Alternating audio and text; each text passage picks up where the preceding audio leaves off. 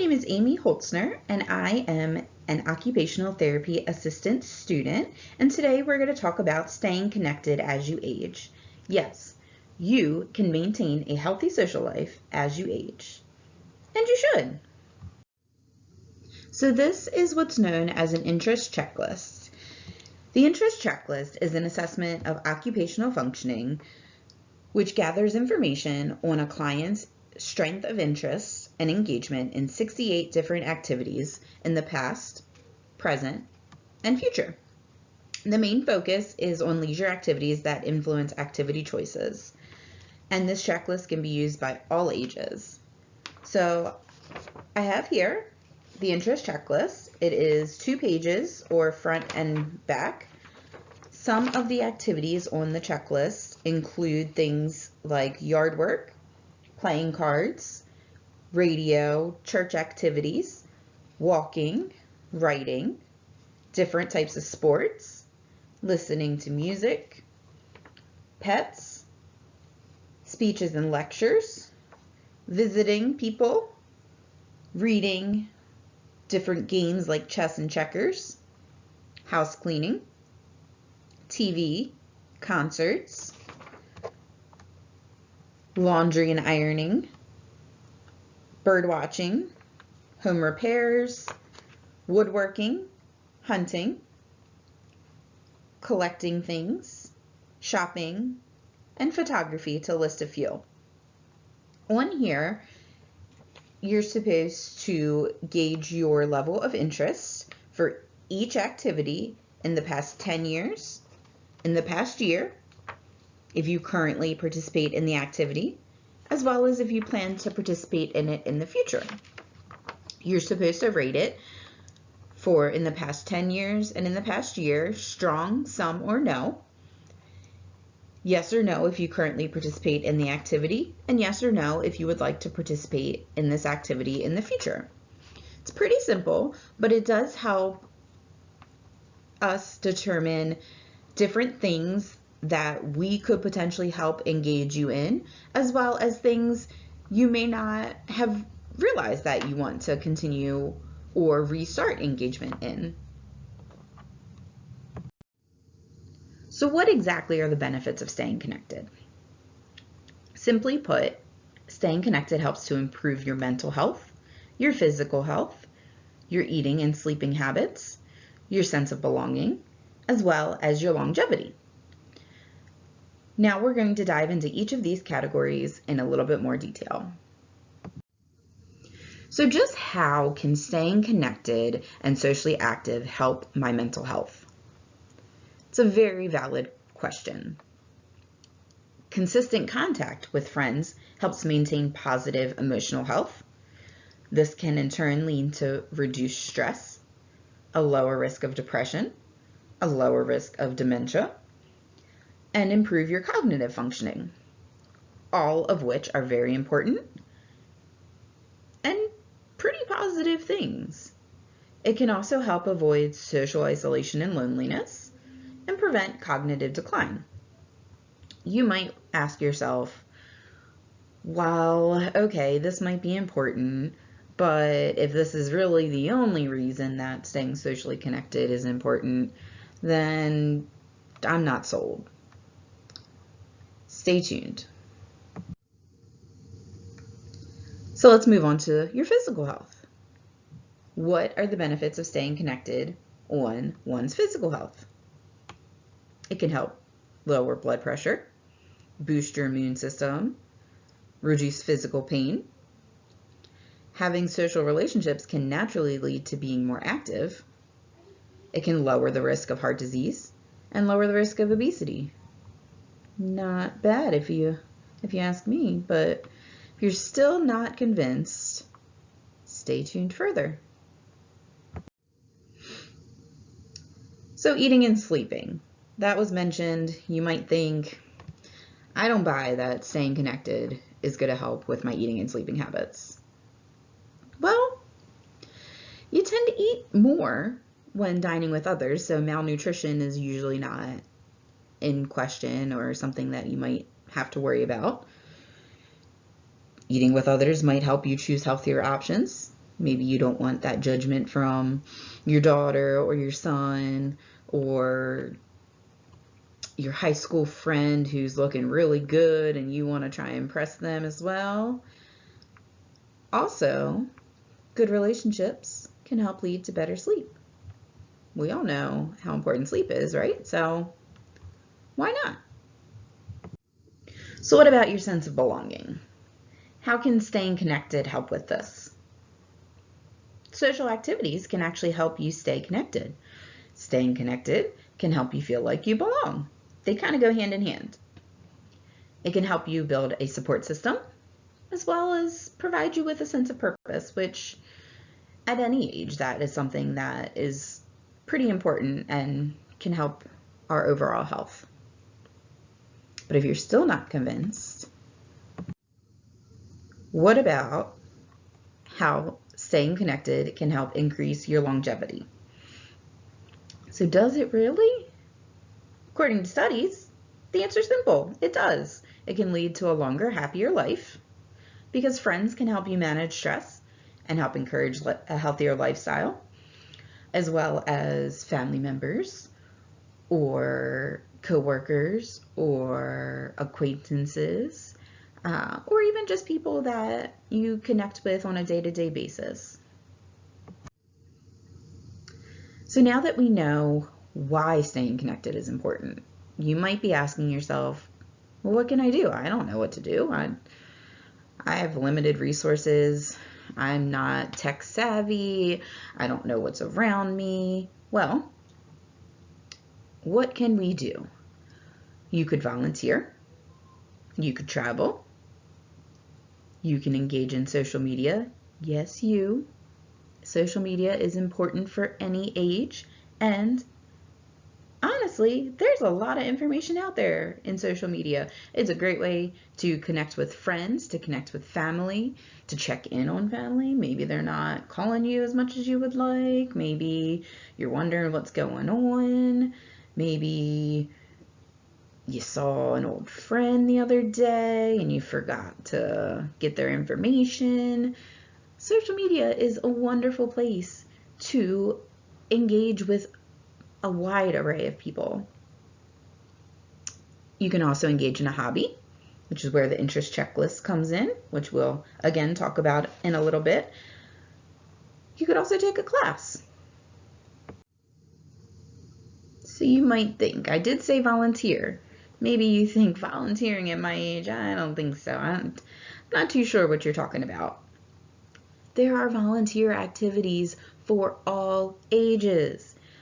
Harness your energy and your talents into something you enjoy, something you can help with, and maybe even something you can pass your knowledge along. So maybe you could knit items to donate or teach a knitting class. Maybe you could cook for those less fortunate or teach a cooking class.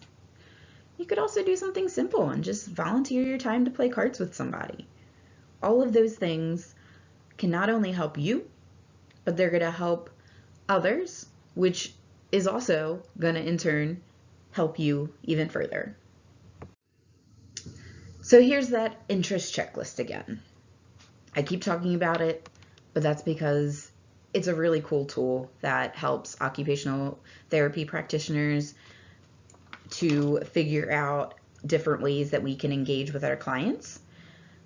Since this is just an informational video, you as the client are going to analyze your own interest checklist, but you can utilize your findings to help you to engage in a new hobby or re-engage in an old hobby. So what you would do, you would take a look anywhere you indicated strong interest, whether it's in the past 10 years, in the past year. Those are going to be important. You're going to want to focus on those first to see if there is any of those activities that you can currently participate in with whatever level of functioning you're currently at. For instance, if cycling, that's on the interest checklist, if that is something that was very strong in the past 10 years, but maybe only somewhat strong in the past year, it could be just something simple as you don't have the endurance to cycle the way you would like to. Or maybe you just kind of forgot. You let it slide. You didn't know how to continue to engage in that kind of activity. So that's fine. But if it's something as auto racing and you're not able to drive anymore, then maybe you could change that. Instead of participating in auto racing, maybe just watching auto racing or helping others with it. There's so many different things you can do with this interest checklist. It's just important to figure out what is the most important to you at this time. So once you figure out which ones are strong interests to you and you can either still participate in or you still want to participate in, you can take those activities or those interests or those hobbies, maybe make a separate list. So then you can harness in on those specific activities. So now that you have these activities, maybe you're just not sure where to go or how you can further engage in said activity. If that's the case, stay tuned. We're not done yet. So I mentioned take a class. So if you find learning new things still exciting, enroll in a class. It can be something like dance or yoga. It could be an exercise class, maybe a cooking class.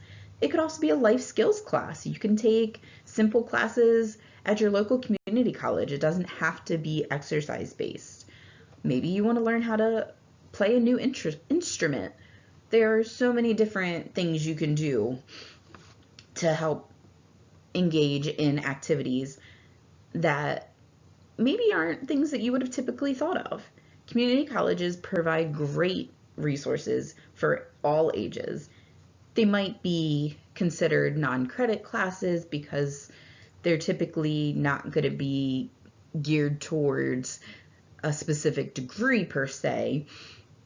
But if you're just looking for something to do, something to keep your mind engaged, to keep your body engaged, to stay connected with people, taking a class at a community college is a great way to utilize your time. I also mentioned traveling. So travel with some friends, travel with family, go somewhere new, go somewhere old, interact with others, meet new people, observe different cultures. By traveling with others, it encourages you to stay physically active through sightseeing, walking around, just day-to-day activities. This can be going to a new country, or it could just be going to a park. Maybe it's revisiting the place you used to hang out with an old friend and you haven't gone there in quite some time. Or maybe it's somewhere you go every single week. Either way, take that time, travel with people. It encourages you to stay socially active. It encourages you to stay physically active. And it has some great benefits. So social media. I mentioned it before. Now we're going to talk about it a little bit more. Maybe I hadn't convinced you prior, but listen, social media is a great way for you to stay connected, make new connections, stay social, find different activities you can engage in. The internet itself is a great way to help you stay socially connected, especially if you have a hard time getting around physically. Maybe you don't drive anymore and you live by yourself. Maybe you don't always have money to get public transportation. Maybe where you live, public transportation is actually a little hard to access every day or at all hours of the day. So the internet and social media can help with that. It can help you stay socially connected. Maybe it can even help you find resources that are out there that you didn't even know existed. So I get it. Maybe you don't even know where to begin with social media. Connect with your family, connect with your grandchildren, ask them for help in setting up social media. Maybe make it into I don't know, a day project, or maybe make them feel needed or wanted, or even make them feel like they're smarter than you for once. I mean, we all know that's probably not the case, but sometimes, speaking from experience, you wouldn't understand how important it is for your family members, especially those who are younger, to really feel needed. And if you ask them for help with staying connected with social media, how to work social media, how to set up social media, that could really be a positive boost for them as well. And it gives you time to spend with them that maybe they wouldn't have originally wanted to in the first place. So the other benefits with social media, I mentioned you can regain connections with those that maybe you lost touch with. You can find groups that have others who share similar interests, and you can also find groups with others who share similar interests who live nearby. So maybe you can engage with them and find different activities that you want to participate in together. Social media as a whole encourages social participation. It is such a great resource for all ages. So earlier I said, stay tuned if you are not sure how to stay connected or where you can go to participate in activities, what resources may be available to you. So I have included this brochure with a link that you can download yourself. But it is all about staying connected through leisure and social participation. This is specific to Harford County, Maryland, because that is the main intent for the general audience for this video. However, there are some things in here that you could utilize if you live elsewhere. You just may need to do a little bit of searching on your own. But the first one, so the first page mentions a resource guide for senior citizens staying connected in Harford County, Maryland. But the first one listed is AARP, American Association of Retired Persons. So this site is great because no matter where you live, chances are there's going to be somewhere that is going to have an AARP close to your area. But in Harford County specific, there are 4 chapters: Bel Air, Joppa, Madonna, and Havre de Grace. Membership with AARP includes educational seminars, lectures, trips, and discounts. The next one is specific to Harford County, and it is the Edgewood Recreation and Community Center. Now, because of COVID-19, there are limited senior center programs and classes available at this time, but what is available is a lot of outdoor fun. There's a playground, so you can bring your grandkids, you can bring the whole family if you would like, and it is wheelchair accessible, so no matter what your mobility needs are, everyone is invited and everyone is included. The next one, so I mentioned community colleges and taking classes. So the Harford Community College program has a program specifically for seniors. It offers a variety of continuing education classes specific for senior adults, including AARP Smart Driving, Current Issues and Political History, Healthy Living for Older Adults, Internet for Senior Adults, Introduction to Computers, iPad Beyond the Basics, Senior Aquatic Wellness, and much, much more.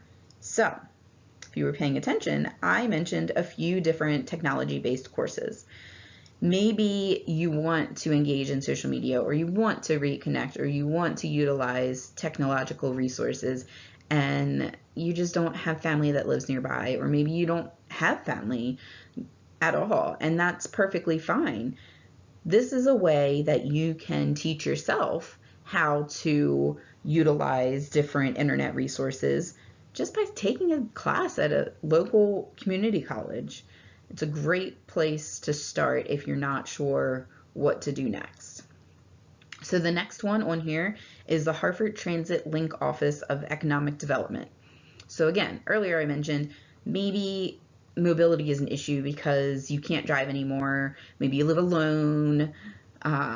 Maybe community resources are very scarce. You're not sure what to do, who to locate, where to go. So this program is available for the general public. It offers fixed route service travels to Aberdeen, Bel Air, Havre de Grace, Riverside, Edgewood, Joppatown, and Perryville in Cecil County. Maybe you want to go to the casino. This can help you get there. It also provides demand response curb service in accordance with the Americans with Disability Act of 1990.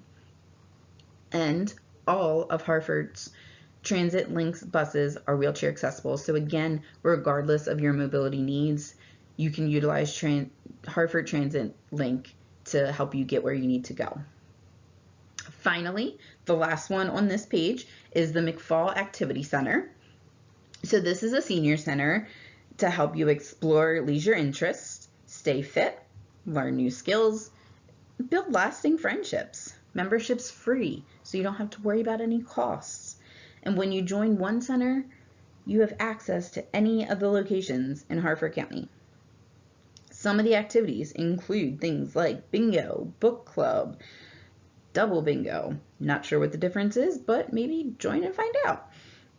Blood pressure screening, chess, computer lab. There's that lovely computer again. So maybe you're starting to learn some things, but you haven't been able to buy your own computer yet. You can utilize a public computer at a local senior center. Current events discussion group, diabetes support group, knit and crochet club, a fitness room, caregiver support group. So maybe your family needs some help and this can help them. You provide resources for them instead of them always providing resources for you.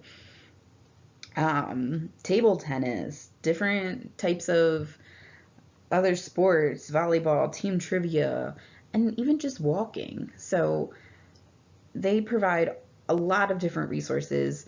So if one of the interests on your interest checklist, you just weren't sure exactly where to go to engage in it, check out a local senior center. Most likely they're going to have something on your interest checklist that you can engage with other people in.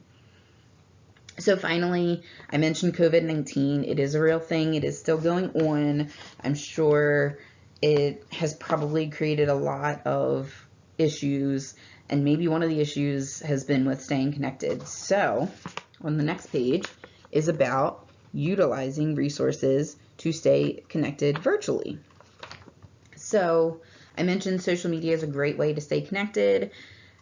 I found different Facebook groups and pages for different things, and here are a few that you can get started with. If you're into sports, there's a men's slow pitch softball league, good for ages 45 to 70 plus, it says. Not sure why it had to throw the 70 out there, but it's basically 45 and up. There is Hartford County Office on Aging, which is where I got some of this information from for this pamphlet, and it provides some great resources there, but you can utilize it through Facebook. There is an Activities for Seniors Facebook group, Hartford County Happenings, so again, it helps you find specific events and things going on in Hartford County. Hartford County Cultural Arts Board, so if you're into cultural arts, this can help you find different things available, maybe different things to do. Hartford County Commission on Veterans Affairs. And finally, a Healthy Hartford. So it can help you with healthy eating, healthy physical activities, just staying healthy as you get older and your day-to-day activities while living in Hartford County, Maryland. Now, there are some other online resources, not social media based, including Hartford County, Maryland Online Senior Center. So because of COVID-19, a lot of in-person senior centers are closed or very limited. So there is this online senior center which is kind of nice because they provide different resources for you to enjoy in the comfort of your own home. There is the COVID-19 information and resources for seniors, so some things to help you stay safe through this pandemic. Resource guide for Harford County, Maryland seniors.